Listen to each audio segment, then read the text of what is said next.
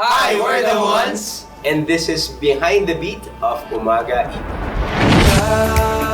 Darating din ang umaga. Sa writing process ng Umaga, specifically for this album, ang ginawa namin ay we took a break, around 2 weeks break, na hindi kami nag-shows, hindi kami nag-gig. And we dedicated that time to just write songs. So, naghiwa-hiwalay muna kami, nagkanya-kanyang buhay muna kami, naghanap kami ng inspirasyon. Meron pa kaming soul-searching soul-searching muna tayo, ganyan. So, we did that, and we just really wrote what's in our hearts. And then, nag-meeting kami, pinresent yung mga kanta, and I think there was about 12 songs that was presented, and out of the 12, we picked the best 6 songs that we think would best fit together and would really convey the message that we wanted to send out there for this season of our lives. Musical arrangement. I guess we're very, how do I say this? We're blessed to have the ability to also freedom to arrange our own music. So ang ginawa namin is while we're writing the songs, we're already making initial arrangements on how we want it to sound, how we imagined the song would go, and I think we were able to retain probably around 60% of the original arrangements that we initially created with the songs. And then it evolved. We collaborated with our friend si Jacob Clemente, who also wrote Umaga and Lumalapit. And so nag-collaborate kami, nagtulungan kami how we improve the sound and the overall aesthetics of the album, sonically and visually. And and that's how we gave birth to Umaga EP. Recording. The recording time was very tricky. It was a very difficult part for me and Japs because it was also the same time when we were transitioning to who we are now. Parang nag-vlog po tayo ng Hi guys, this is our first recording na kami there. During that time, it was a very tricky, unfamiliar feeling for us na to be recording. Kasi most of the time, you'll hear me and Jap singing in the song. So, yun. Medyo madugo yung recording moments na yun. And then there are also tracks doon sa album na we worked on sa bahay. Some of the guitar parts were worked. Meron din kaming moment na hinabol namin yung album. So, marami kaming puyatan moment sa bahay na nagmi-mix kami, nag-arrange kami and all. And that's when all the other boys are already involved.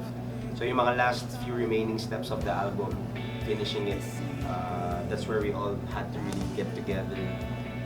Napurga ako sa manit, tsaka sa cornic, kakakain, kakapuyat, hanggang sa matapos ang lahat.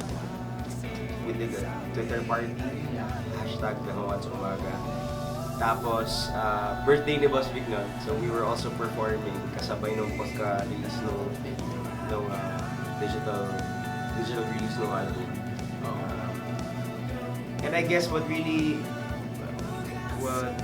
excited me personally was hearing the feedbacks of people.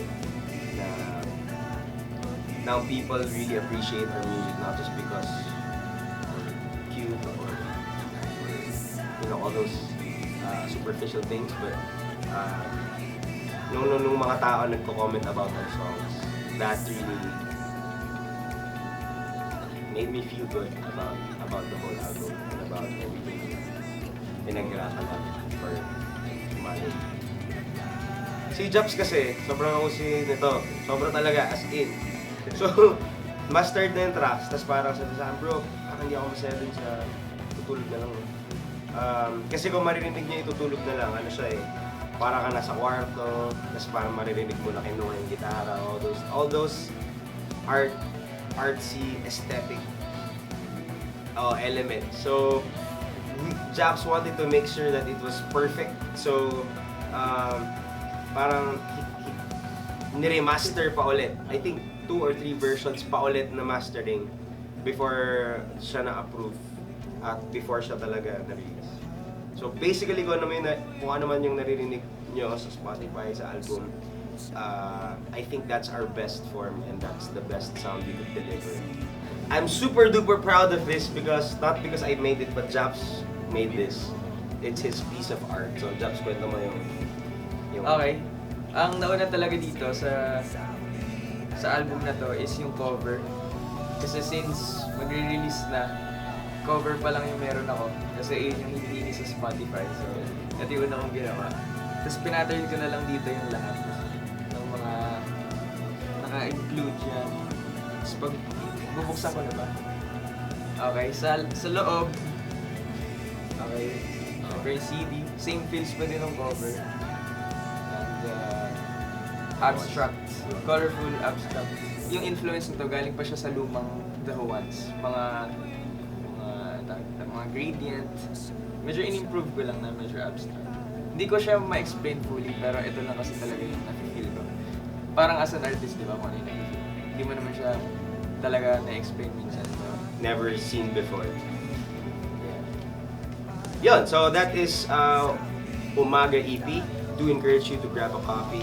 Kung hindi nyo pa napapakinggan, you can listen to this on Spotify at pwede yes, yung please. I-avail yung copy nito. Just message the Facebook page at Viva Records. And that was the story of Umaga.